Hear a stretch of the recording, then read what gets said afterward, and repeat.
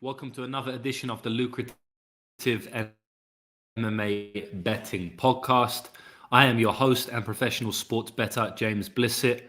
I'm founder of Lucrative MMA Betting as well, which is my handicapping service where I help people make money from betting on MMA. I've been doing it for multiple years now, and we are always tracked on betmma.tips, so I cannot fake my record. You can just log on to betmma.tips.com and you can find me there /lucrative MMA. You can check out my record. You can check out my events. Every single event is tracked on there, so you can check that out for yourself if you want to check out my results. Also, all of the links are in my bio. I give out picks, predictions, but I also do a weekly philosophy video breakdown podcast on my website every single week. It's usually about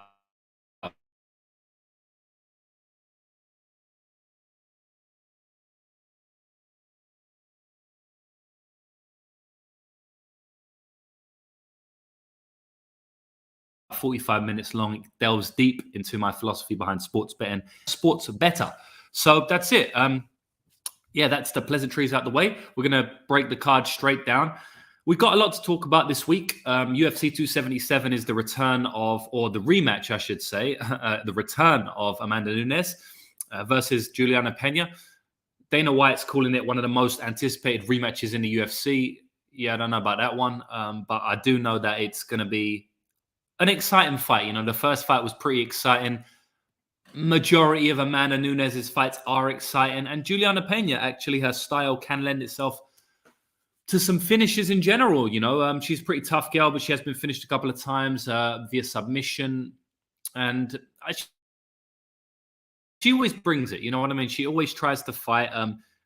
She never shies away from a fight. So, yeah, hopefully we can get another banger, because that first fight, it was pretty cool. You know, the technique wasn't that good for both of the fighters. You know, I wasn't really impressed with the technique. Just watched that fight the other day. But in terms of the spectacle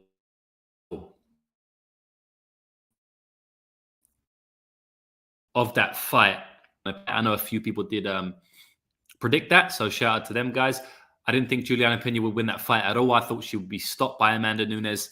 So watching it live, I was like, damn, this is crazy. Amanda looks like she's gassing. And then Juliana started landing, and Juliana was landing that same jab again and again, you know, which was a real bad look for Amanda, in my opinion. But yeah, it was a great fight. I am excited to see the rematch. Just excited to see how different the second fight looks, because obviously Amanda Nunes is still a huge favorite here. So, you know, the bookies, people as well, the market, is thinking that Amanda Nunes is going to come out and basically dominate Juliana Pena, you know, like she did in that first round. So we'll see. That's what I'm more excited about than the actual stylistic matchup. I'm just more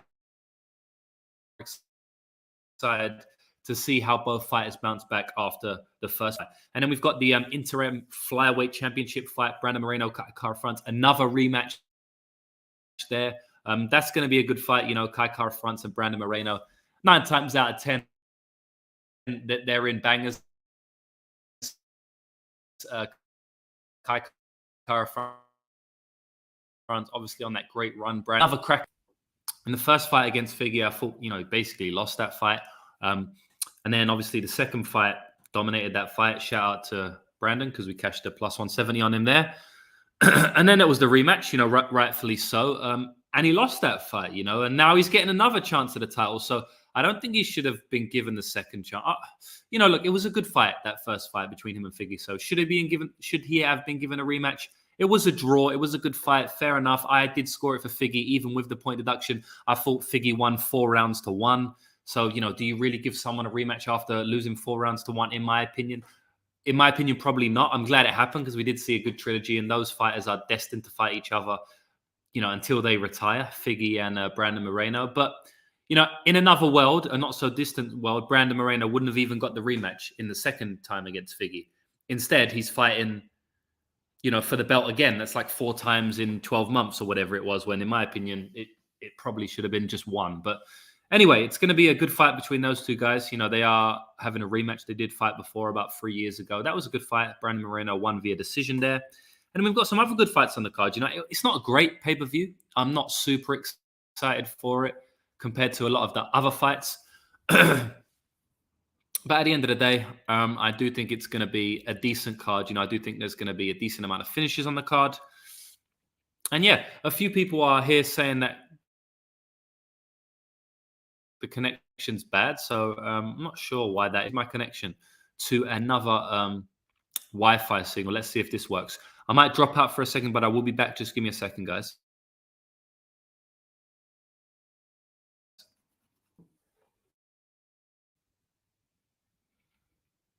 Okay, so how are we looking now, guys? I have just changed my connection. Hopefully this works a little bit better. I'm not sure if it will, but hopefully it does. Just please let me know in the comments if this is looking a little bit better. If not, there may be one or two more things I may be able to do to make the connection a little bit better. But I'll get straight into it. We're going to be talking through the 3 segments, which I do every single week with you guys, right? I speak about the most inaccurate betting line on the card. I speak about the most exciting fight on the card. And I speak about the main event, all from a betting perspective, right? I'm a professional gambler, which means every time I'm breaking down an MMA fight, because I'm a professional MMA gambler, what I do is speak about the fights from a betting perspective. I'm not just going to talk about the fights and how they match up stylistically and who I think is going to win the fight. I'm going to be speaking about who I think has value on their line, right? Betting value. What odds I'm looking to back. If you have Francis Ngannou versus Alistair Overeem in 2022, and Francis Ngannou is a plus 800 underdog, are you going to bet Francis Ngannou? Probably, right? If Francis Ngannou is a minus 8,000 favorite, are you going to bet Francis Ngannou? Probably not, right? He's too big of a favorite. You're not going to win any money. There's no point. So that is a very simple way of squashing this value chat that I sometimes see on MMA Twitter.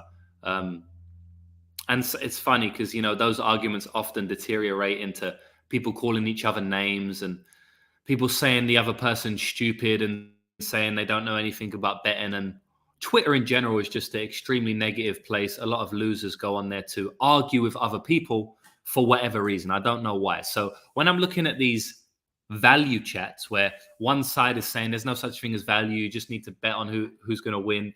And then the other side saying, there is value, there is such thing as value, you have to bet on value. I am definitely in the camp that says there is value there. In my opinion, it's not a debate.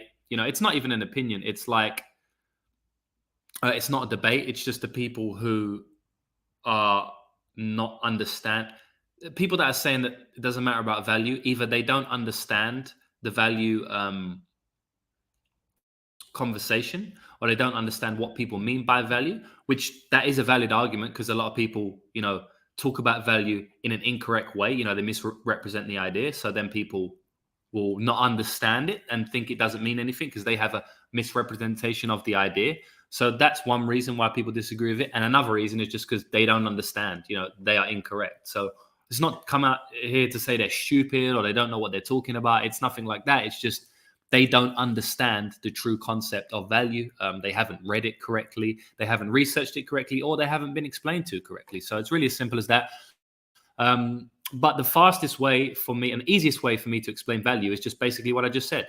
If a fighter is minus 1,000, are you going to bet him? 9 times out of 10, you won't bet him. If a fighter is plus 1,000, the same fighter in the same matchup, are you going to bet him? 9 times out of 10, you will bet him, whether you believe value or not. If you ask the people who don't believe in value, the same question I just asked you, they're going to be like, yeah, of course I'll bet Francis Ngannou if he's plus 800, but I'm not going to bet him if he's minus 8,000.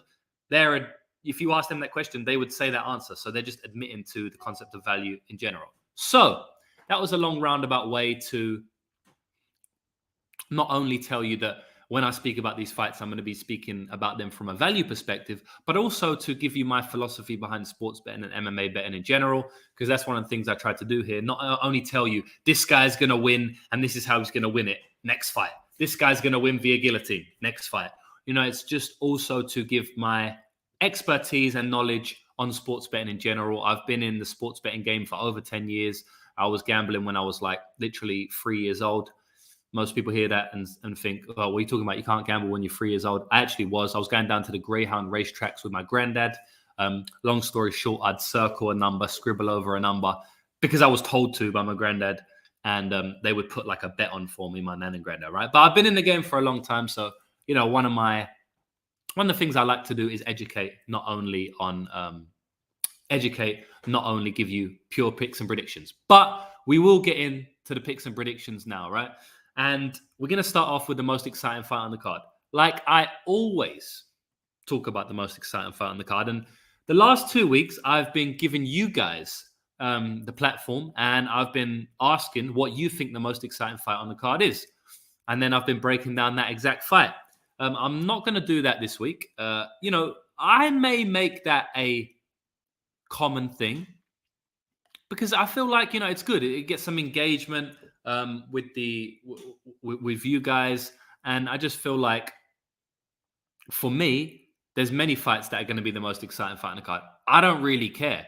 It's more what you want to see, So, look, I'm just going to put it out there right now. These podcasts, I freestyle these podcasts.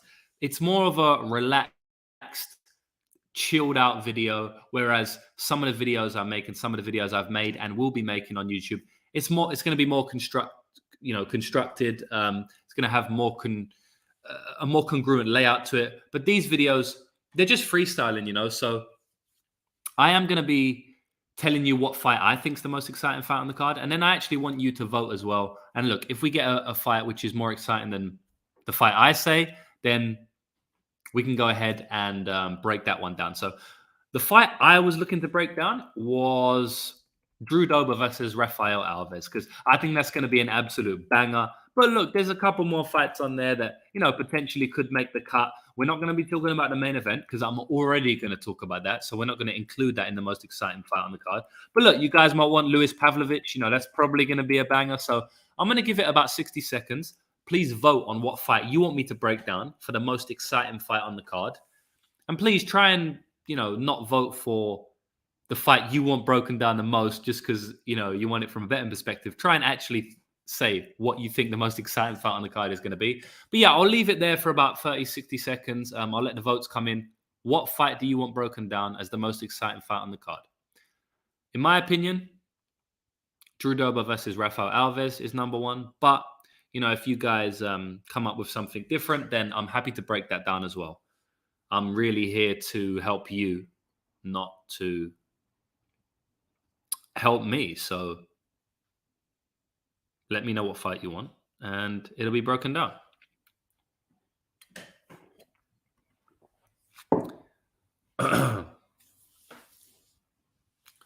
So we got a couple coming in here. We got KKF Moreno. Wombat Bets is saying that. Daz Files is also saying that, but I think KKF Moreno, Wombat wasn't saying that. He was just guessing what I would say. Lewis, Jack Moriarty's, he wants Lewis. Wombat Bets wants Dober. Everything else has been done to death. Joshua wants Lewis. It looks like there's going to be Lewis. Daz Files is trying to get his vote in twice there, or maybe an extra 3 times because he Rick Kai's name 3 times. Aussie, sort of. Yes, sort of. Oceanic region, same thing. Q Money Sniper saying Pantoja. Hey, that's not a bad one, but I think it's going to be Lewis. I don't really want to break down Lewis because, Lewis has 2 votes. KKF have 1 vote. Pantoja has 2 votes. So the Pantoja fight has 2 votes and Lewis has 2 votes. So Lewis came through first. So I'm just going to break down Lewis versus Pavlovic. God, this is a fight I didn't want to break down because I don't have much to say about this fight, guys. I mean, I don't watch that much other MMA content in terms of like picks and predictions. I'll watch the UFC 277 breakdown and sometimes I'll watch the embedded and I'll watch a couple interviews and stuff. But in terms of like cappers, I don't really watch any other stuff. Sometimes I will come across it for sure. I like to support people who support me. So I will do that, but often I don't. So I don't know what breakdowns people give, right? So I'm not throwing a shot at anybody if they have done this, but if you've been listening to podcasts this week and people are giving like this in-depth breakdown about Derek Lewis and Sergey Pavlovic, in my opinion, just fast forward that segment because You can't do it, guys. There isn't too much to say about this fight. It's not like Pavlovic has this great step back counter hook, and Lewis, when he throws his jab, sometimes he throws it short. And so I think that Pavlovic may be able to step back and counter with the left hook. Like, it's not like that. You know what I mean? It's not like, oh, both these guys have, suspect cardio, but Pavlovic has great cardio when he's grappling. I think he's going to grapple Lewis. No. Look, Pavlovic is an unknown quantity in and of himself, right? In himself. So he's only been to round 1 in his last 5 fights. 4 of those fights have been in the UFC. He's never been out of round 1 in the UFC. His UFC debut got stopped in round 1. He got ground and pounded by Alistair Overeem. He was on the ground, got taken down. One huge shot by Overeem basically stopped the fight because Pavlovic it must have been a heavy shot from Overeem because Pavlovic covered up and Overeem basically was able to get the stoppage there. And then his next 3 fights, they've been early KOs. Obviously in his last fight, it went 4 minutes, so a little bit better. But man, that fight was it was kind of even back and forth. Nothing much was happening. Then he just caught Shamil with a big shot. He's obviously got power. We know that. But other than that, man, we don't really know much about him. He's been to decision a good few times, undefeated in decisions, undefeated in his entire career, apart from that Overeem fight. But in those decisions, a lot of them were low-paced fights. I remember, I haven't watched his 1, 2, 3. I haven't watched all his 3 decisions in taping this fight. I watched 1, and then I've watched the other ones, when I was taping him before. There were low-paced fights, majority of them. So his cardio isn't tested that much. I'm not sold on Pavlovic. He's 15-1. He's got 3 first-round knockouts in a row. I don't think he's that good. He's knocked out Marcelo Golm. Where's Marcelo Golm? He's fighting Devion Franklin, in a tough fight. Devion Franklin's like a 4-0 guy. You know what I mean? Marcelo Golm's a decent fighter, but he couldn't cut it in the UFC. Managed to get a rear naked choke in Bellator the other day. It's not a good win for someone on the Derek Lewis level. If you're fighting Derek Lewis, but you fought Pavlovic, but you fought Golm before, the comparison isn't there, right? And then he's fought Maurice Green, who has an argument to be a worse fighter than Marcelo Golm. Probably is. I'll probably take Golm in that matchup, honestly. Maurice Green's not a good fighter. And then he beat Shamil. Shamil's decent, but in my opinion, Shamil's washed. Shamil used to be known as someone who's got this super solid chin. I know he did get knocked out a couple of times, but never really got fully knocked out with one punch. But he's lost his last 2 fights to, basically one-punch shots. The Chris Daukaus knocked him out twice in that fight almost. And then Pavlovic knocked him out. I think Shamil's done. He's fighting Jailton Almeida coming up soon at heavyweight. I don't know why Almeida's staying at heavyweight. Honestly, I want to see that dude back down light heavyweight. He comes in under for his light heavyweight fights. Why the fuck is this dude fighting a heavyweight? He'll probably get submitted by Jailton there. He's 40 years old, Shamil, so I'm not going to give Sergey too much credit for winning that fight, honestly. I'm not. I'm sorry. I'm just not sold on the dude. And then you got Derek Lewis. So I've spoke about Pavlovic, right? And look, Pavlovic, he's got a lot of power, come forward. He looks decently durable on the feet. I don't know, though, because he took 1 shot from Alistair Overeem and got hurt. Other than that, we've never seen him in trouble in his entire career. So I don't know, man. We can't say much about this dude. And then on the other hand, you got Derek Lewis. And Derek Lewis has 35 fights, right, in his career, and we still don't know what Derek Lewis is. We don't know what his skill set is. Now, obviously, on some level we do. That's more of a joke. But what I mean by saying that is that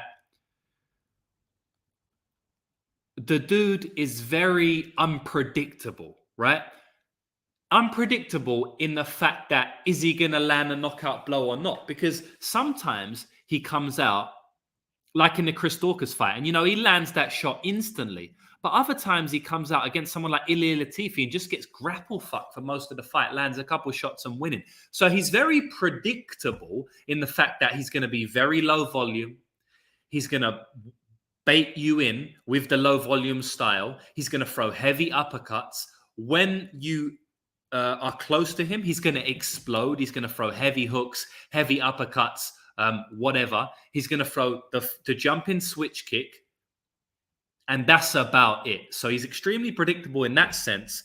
but he's extremely unpredictable in if he's going to land a knockout blow or not. Because even in that Alexei Olenek fight, the dude almost got submitted. It was this close to getting submitted, and then he landed a knockout blow. Curtis Blades' fight, in my opinion, that's a fluke. Curtis Blades fights Derek Lewis however many times out of 10. He probably wins that fight 8 or 9 times, It probably is the 1 or 2 times where he catches him. So he's definitely not unpredictable in his fight style. I mean, I know his fight style to a T, and I could probably replicate it in the ring myself.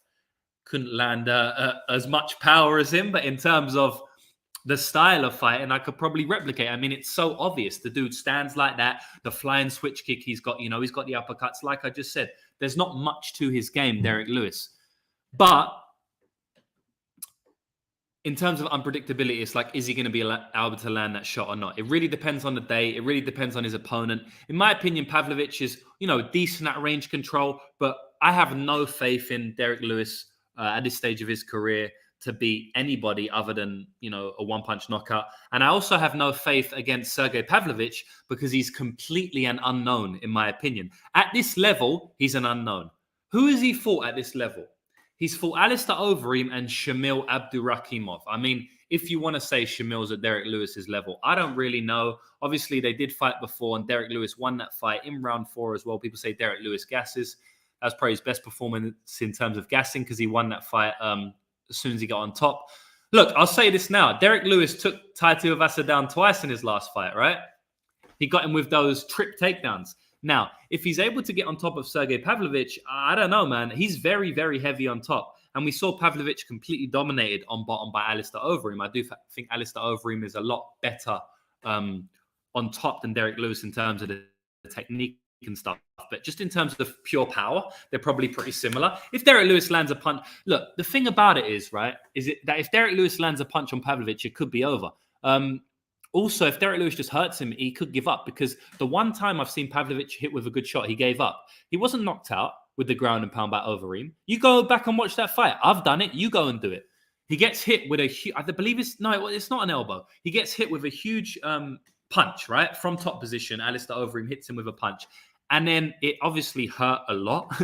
It hurt really bad because as soon as he gets hit with a punch, he covers up, puts his hand over his head. Alistair Overeem is able to land some more ground and pound, and the fight's called off. So the one time I've seen him hit with a really good shot, which was that ground and pound shot, he gave up, right? Now, there's no shade on him for giving up. It is what it is. When you get hit by Alistair Overeem with a shot, you may give up. But the fact of the matter is he did. He covered his head and he waited for the referee to stop it. So I don't know, man. I don't really want to see that when I'm going in against a power puncher like Derek Lewis, because if he does get hit once, if he doesn't get deaded, he may just give up. He may cower up against the fence, and Derek Lewis may end him. So look, man, I've ranted for a long time on this fight. I've tried to give you as much knowledge as possible, as much knowledge as I have. But honestly, when it really comes down to it, the bottom line of this fight, if I was on a panel show right now and I had to give my pick in 60 seconds, this is how I would do it. Sergey Pavlovic is an unknown quantity at this level. He also has an unknown quantity in a fight that he's not dominating. If it goes past round 1, he's never fought anyone this good. The one time he lost against Alistair Overeem. I don't think Shamil's on Derek Lewis's level at this age at this point in Shamil's career. So Pavlovic, he's got good hands, good range control, in my opinion, but he's an unknown quantity and he may be a bit of a quitter. On the other hand, we've got Derek Lewis, who himself may be a bit of a quitter when he gets tired, though. It's not really from one shot, whereas Pavlovic may just be, he gets hit with once and he cowers. I don't know, but the possibility is there. With Derek Lewis, it's usually more of a attrition. When he gets tired, he starts to quit. I've seen that multiple times in his career now. But Derek Lewis is always live to, land that heavy shot. Pavlovic probably has the volume here. He probably is a better technical striker. He probably will win if it goes to decision and Lewis doesn't have any big moments. But I can't see Lewis having no big moments if it goes to decision. I think Lewis is going to crack Pavlovic at some point in this fight. Whether it will stop him, I don't know. Pavlovic is extremely live for the first round stoppage as well. With all that being said, Derek Lewis has got more experience. He's fought a better competition. I don't think he's completely done yet. So I'm going to go with Derek Lewis to get a knockout in this fight. But I don't have any interest in backing it on the money line because Derek Lewis is always going to be losing his fights until he lands that knockout blow. And he doesn't land a knockout blow in every fight. So it's very hard to trust him with a fighter like Pavlovic, we haven't really seen her apart from that Overeem fight. And on the other hand, I don't have any faith in Pavlovic because of the reasons I said before. So it's a pass for me, but I am going to take Derek Lewis for the win, especially as Derek Lewis is actually the underdog in this spot. So yeah, that's really all I wanted to say about that fight. And the next fight is going to be the most inaccurate betting line on the card. So I'll just catch up with a few comments before I go to the most inaccurate betting line on the card. And for anybody listening not live, the comments I'm talking about are on my YouTube channel. If you haven't subscribed to my YouTube channel, definitely do that because I do this podcast live where I can interact with you and you can interact with me. But also I'm going to be putting a lot of content out on this channel in the coming days, or in the coming weeks as well. So yeah. The most inaccurate betting line on the card. What have we got here? Now, I just need to refresh this because the lines have changed since I put in, a good amount of my bets. So the bets that I got, they might not be the most inaccurate betting line on the card anymore, Let me have a look. Daz Files is saying there's 31 in here and only 5 votes. Shame. That is a shame. There's 39 people in here now. So please hit the like, comments. Hit the like, comments. What am I talking about? Hit the like button. I'd appreciate it. It helps. Paizo saying it doesn't understand it with Jolt and Eva. Same thing with Topuria fighting up. These guys fighting at the wrong weight classes. Yeah, the only thing with Topuria is he did miss weight, right? He missed weight against Movsar Evloev. That's why that fight was cancelled. A fight I was looking forward to heavily. So, if he wants to move up because he missed weight, fair enough. But the Jolton one's crazy. Jolton one's super crazy. It's not even crazy because he doesn't even come in on weight. He comes in underweight at light heavyweight, and he moves up to heavyweight, which is the biggest gap of all weight classes. So it's crazy on 3 different scales. It's crazy because he doesn't just come in on weight and he's moving up to heavyweight. It's crazy because he actually comes in underweight and he's moving up to heavyweight. And it's also crazy because he's moving up from light heavyweight to heavyweight, which is the biggest jump in weight of any weight class.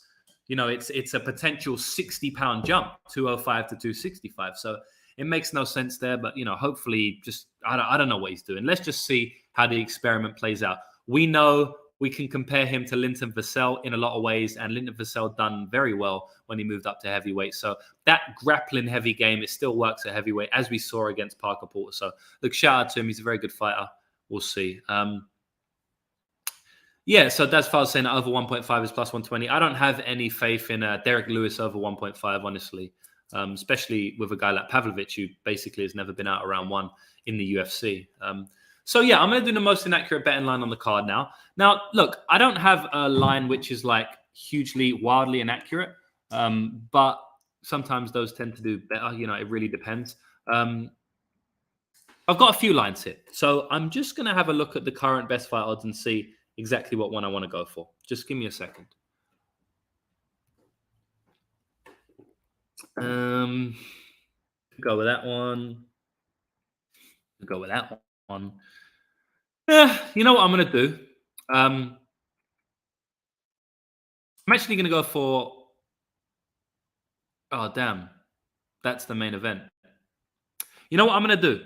I'm going to do something special for this podcast. The most inaccurate betting line on the card for me is going to be the main event, right? And so I can't break down the main event from a betting perspective because I'm already going to break down the main event. So for the main event segment, I'm going to switch it to the co-main. And that probably, works out well because there was a few of you in the comments wanting me to break down Kai Kara France anyway. So I'm going to do that. But first of all, we're going to be speaking about the most inaccurate betting line on the card. And I believe that is Juliana Pena money line. Look, plus 230. I don't understand it. I know a lot of people are on Pena this week. I also know a lot of people, I only know it by Twitter of what I read. Few people are on Pena this week, but I have seen a couple people come back and say they're on Amanda Nunes. Look, guys, Amanda Nunes has had an illustrious career. A lot of people want to shit on her. I don't understand why. She's had a very good career. She beat Valentina twice. I know Valentina's a lot smaller than her, but she still beat Valentina twice. The second one was even more impressive because she outpointed her over 5 rounds. Yeah, she's gassed out multiple times in her career, but she's also been 5 rounds multiple times in her career. You know, she did it against Jermaine Durandamy, against Felicia Spencer, against Raquel Pennington. You know, she entered the 5th round and got a 5th round stoppage. And then Valentina Shevchenko. So people want to talk about her cardio being poor, but she has gone 5 rounds a few times. I don't think the dynamic is the same in this fight, though. I think Amanda Nunes is a solid fighter. She's probably the best women's fighter of all time. You know, maybe Cyborg's up there as well, but Ronda Rousey also has a shout just for what she's done. I feel like her sequencing, she got run a little bit better. I don't think she's the best women's fighter of all time. Probably myself, Ronda Rousey. Probably Valentina Shevchenko when you're talking about pure skill. I know people have a very weird fetish obsession with talking bad about Valentina Shevchenko. I really don't understand it. It's so strange to me. But, you know, Valentina Shevchenko, she's in the run-in for the best technically the best women's fighter in the world, at least anyway. I do think she needs to win a few more fights before she solidifies that spot. But anyway, I have a huge respect for Amanda Nunes. I think she's a very, very good fighter. I think she hits extremely hard. I think she knows how to control her opponents in the clinch. I think she knows how to control her opponents on the ground. I think she knows how to win fights at this stage of her career.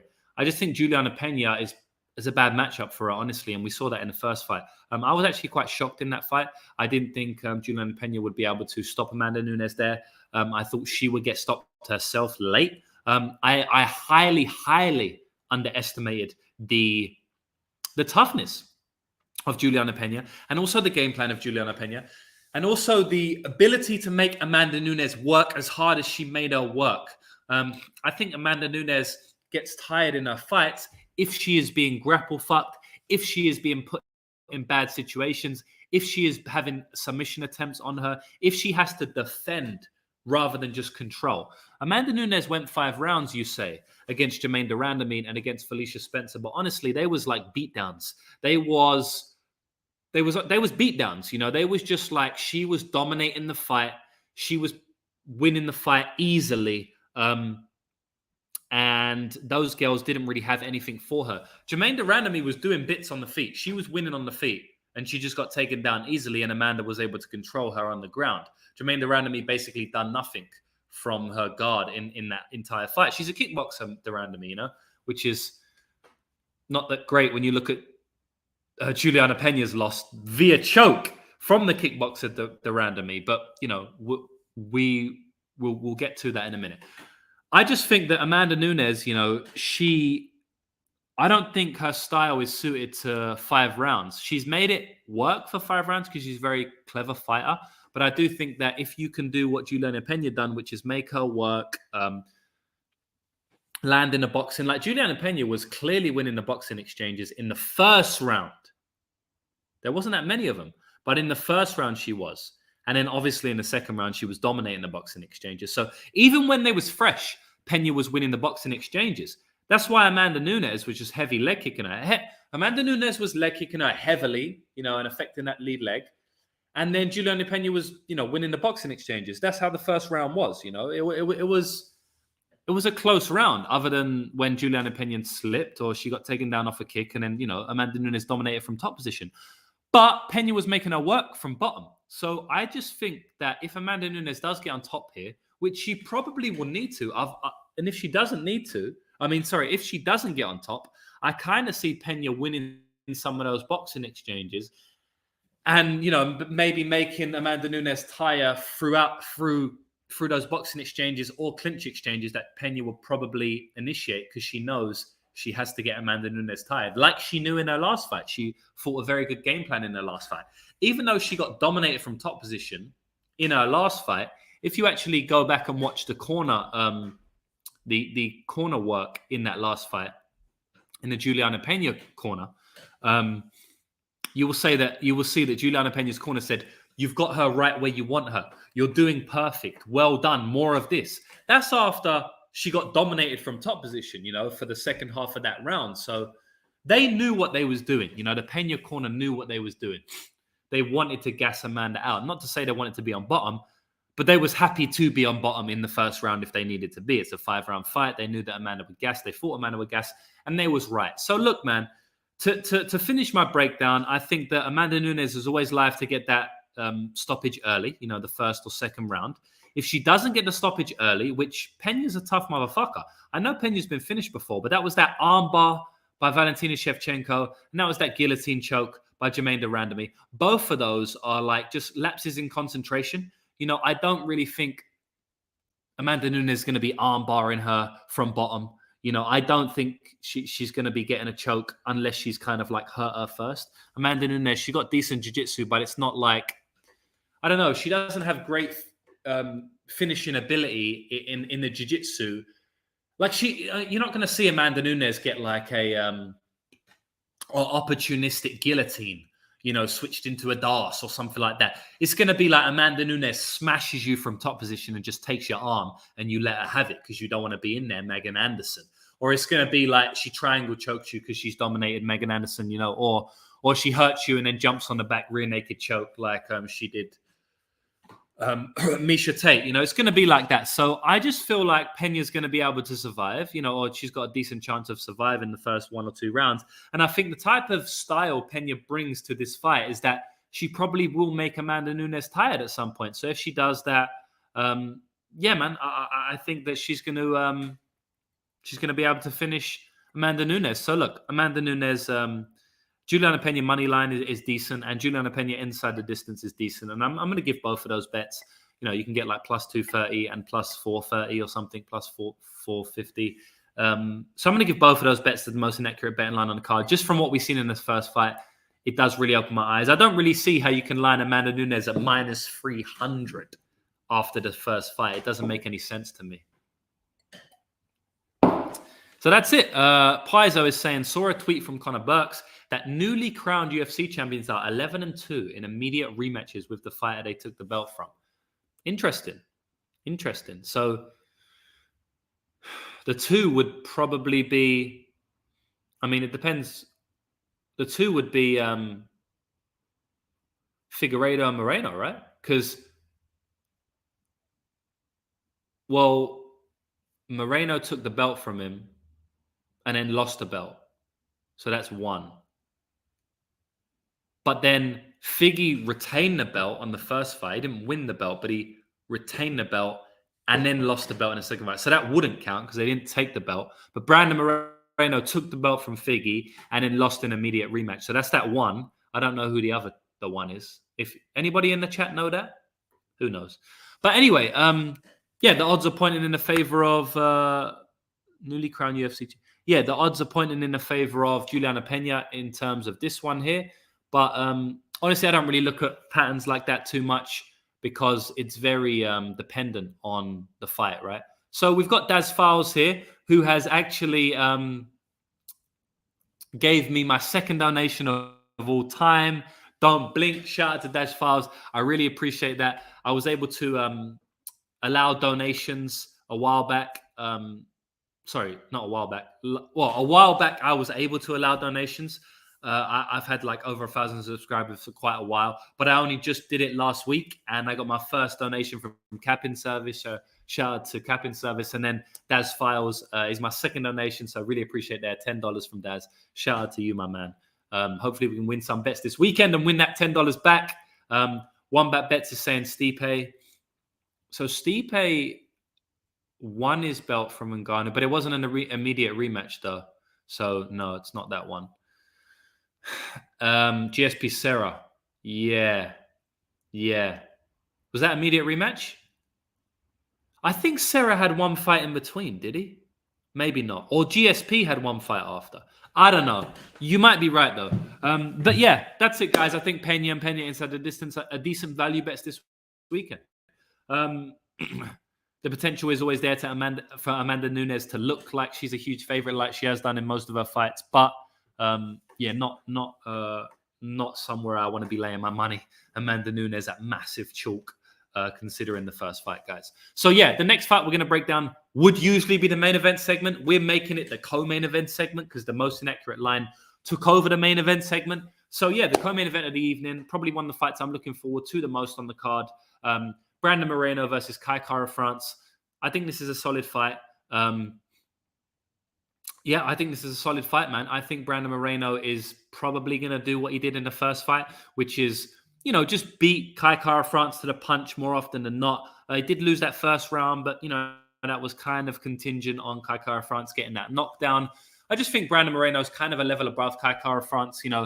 Brandon Moreno is he's a championship fighter. He's a Davison Figueiredo type championship fighter, whereas I'm not necessarily sure Kai Kara France is in that bracket.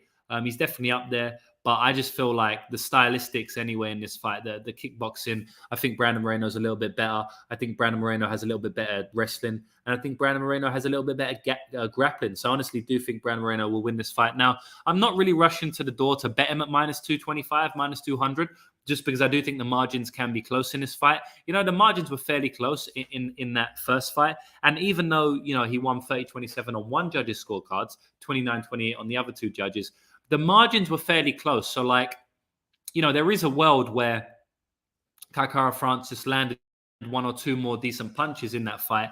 Brandon Moreno didn't posture as much as he did. And Kai Kara France, gets a dodgy split in that fight. I do think Brandon Moreno's, pretty solid in this fight. I just feel like, just for me, I just don't like betting when I think the margins can be that close, I passed on Shane Burgos in his last fight. I was pretty confident Shane Burgos was going to win the fight against Charles Jourdain. But like I said in my podcast, you can go back and watch it. It's 2 podcasts ago, guys. It won't take you long to watch it to fact check what I'm saying.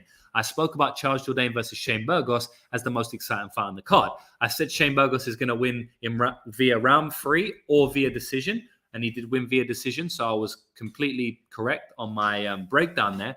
But I said that even though Shane Burgos is -160, -170, I'm not really running to the door to back him because I believe the margins can be close. And when you have 3 judges that honestly don't really know what they're looking at in terms of MMA scoring, do you really want to be laying -170 Shane Burgos, -225 Brandon Moreno in a fight where you think the margins can be close? You don't want to be doing it. And every single person that bet on Shane Burgos in that spot regretted their Burgos bet, and they thought that they didn't have value in that spot.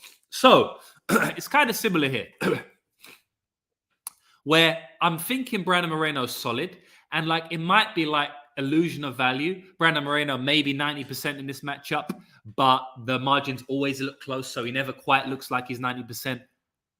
But also, he might not be illusion of value. The margins might be close. He might get wobbled 1 or 2 times in over 25 minutes because it's going to be a pocket boxing fight, in and out flyweight fight. So there's going to be many chances for Kai to land shots. It might be that the margins are close for a lot of those 5 rounds, and he's never going to look value at -225. So, it's very hard for me to predict what one of those there is. But what I will say is that I do think Brandon Moreno is going to win the fight. I think he's probably going to win via decision. Flyweights don't often get finishes. But in that first fight, Brandon Moreno versus Kai Kara France, we did see Kai get tired in that 3rd round. And we saw Moreno go kind of crazy in that 3rd round. So anyone taking Moreno in round 4 or round 5 here, I don't fault you.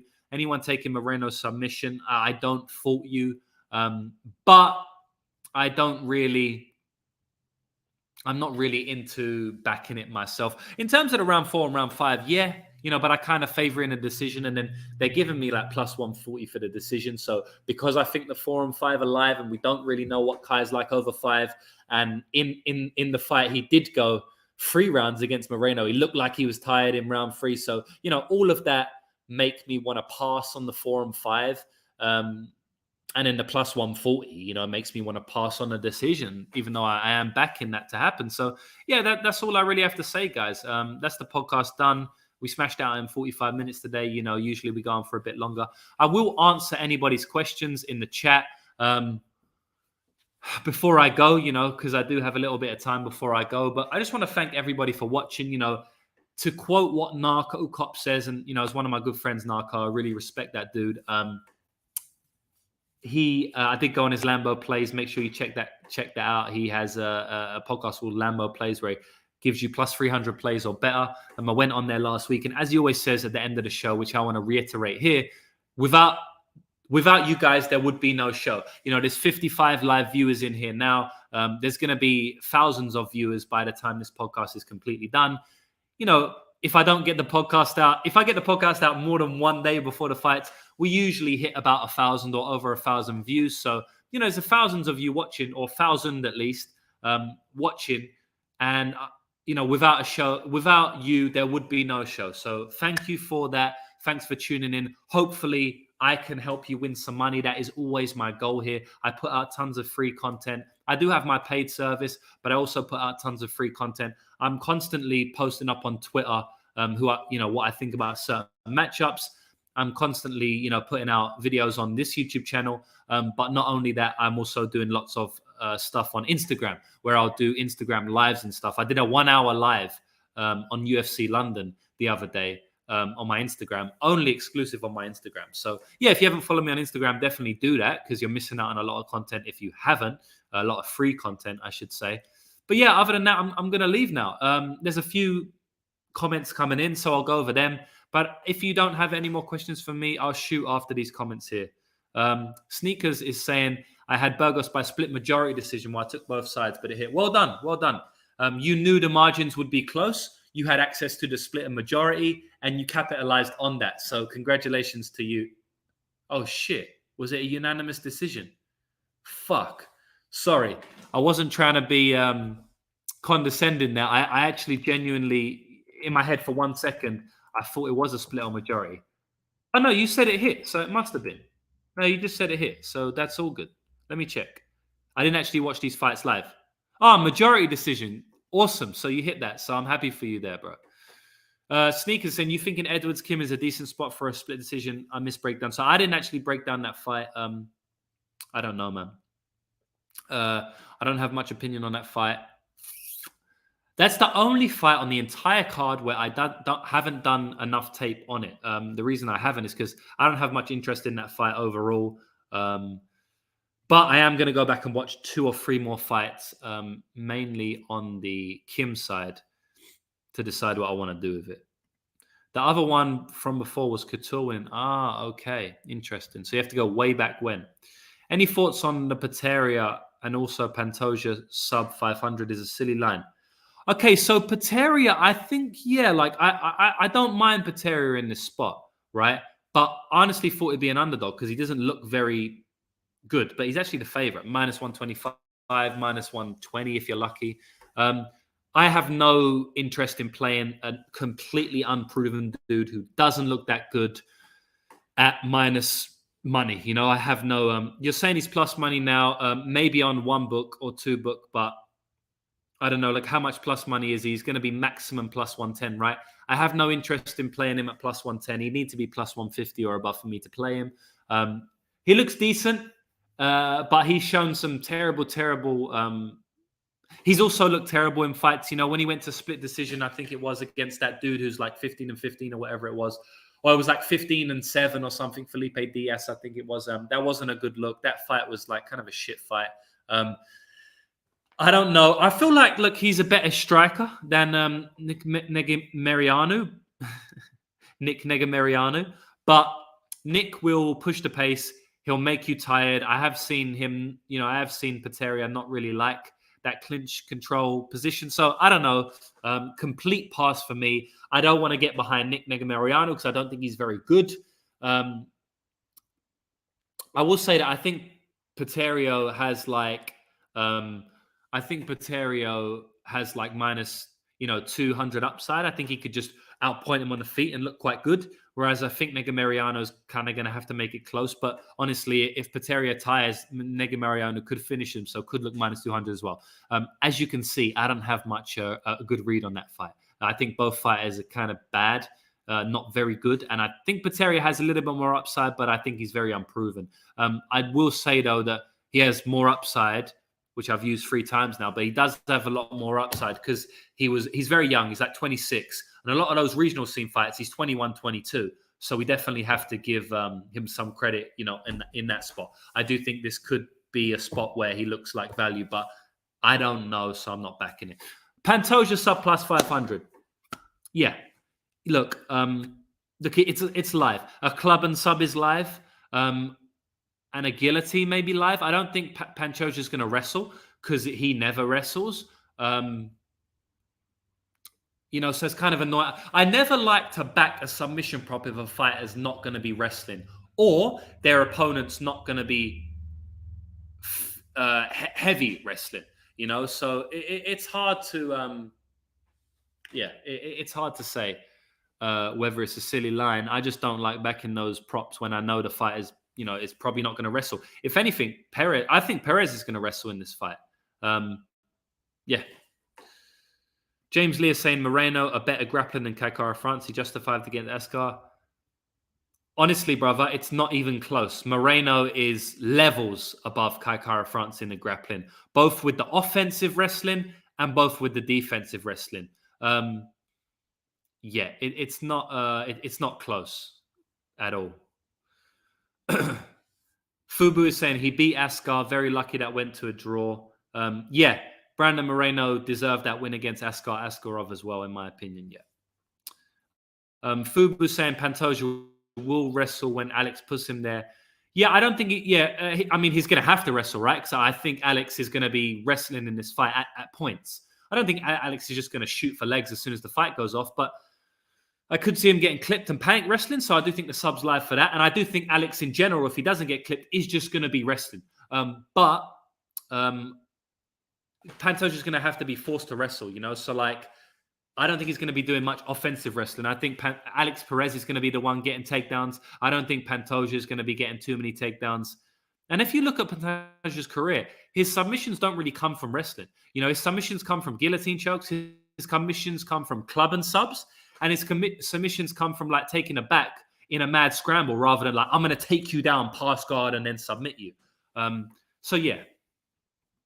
Paizo saying thoughts on Semmelsberger Moreno. Seems like a lot of love for Moreno, but I think Semmelsberger was clipping. Yeah, I'm kind of on the Semmelsberger side myself. I never really rated Moreno. I never really rated the dude in general. He's got a lot of wins, man. So maybe I'm seeing something that, or maybe I'm not seeing something that other people do see. But I feel like it's one of those spots where it's kind of obvious that it's obvious that Moreno's going to win. Or Moreno as an underdog, he definitely shouldn't be an underdog. It's one of those spots, but you're just going to get burnt.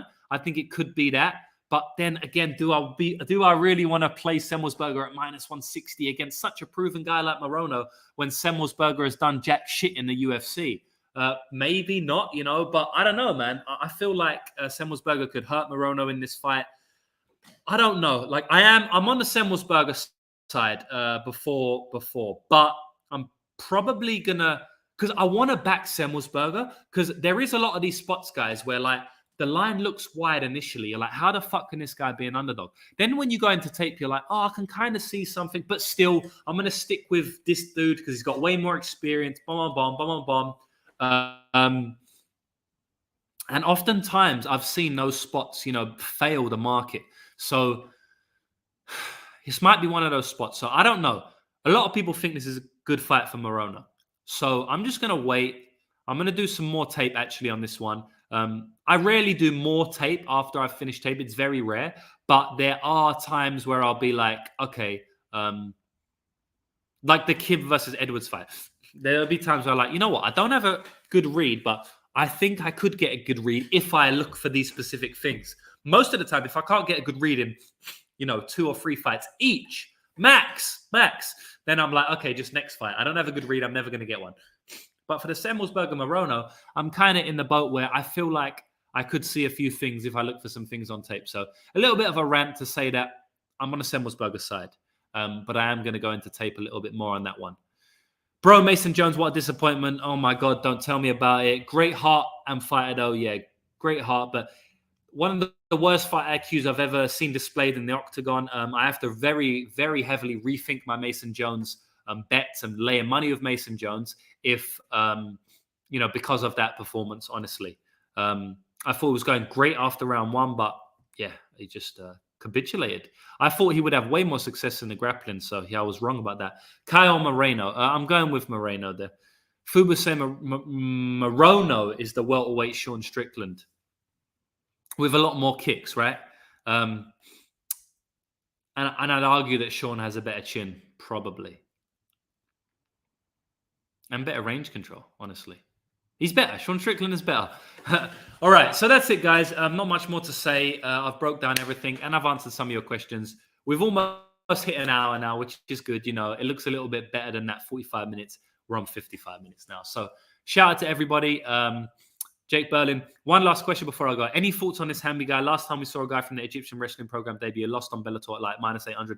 Yeah, I think it's a decent fight for Don'Tale Mayes. I mean, the guy's completely unproven. Yeah, he's got decent wrestling, but he's also got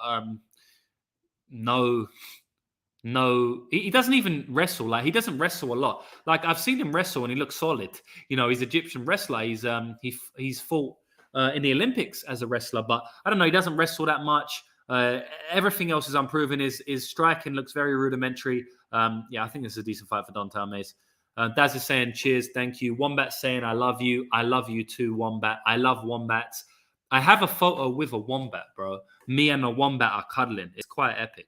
I'll get it up for the next podcast if you're here, baby. Because I live in Australia, you know.